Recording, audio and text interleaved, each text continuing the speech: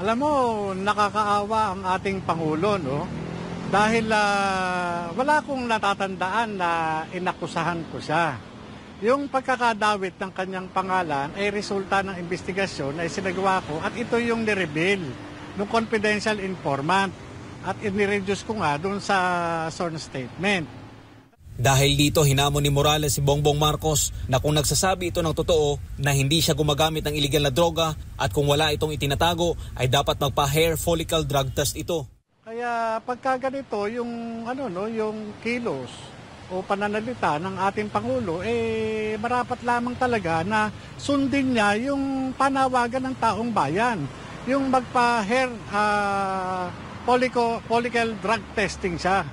Kaya kung meron man sa kanila, ang may dapat patunayan, yun ay si BBM at hindi si Morales. Yung confidential informant, ang may personal knowledge, yun ang nakakita sa kanya, hindi ako. Kaya walang dahilan para sabihan ako na nagsisinungaling. Ngayon, ang burden of proof nasa kanya, magpa-drug test siya para patunayan niya sa taong bayan na hindi siya nasa impluwensya ng ipinagbabawal na gamot. Tungkol naman sa tanong kung sino ang tunay na sinungaling, ito ang sinabi ni ex-PDEA Agent Morales. Alam mo, lumalabas na bumabalik sa kanya yung sinasabi niya Dahil ang dami niyang nabudol, marami siyang pangako na hindi natupad.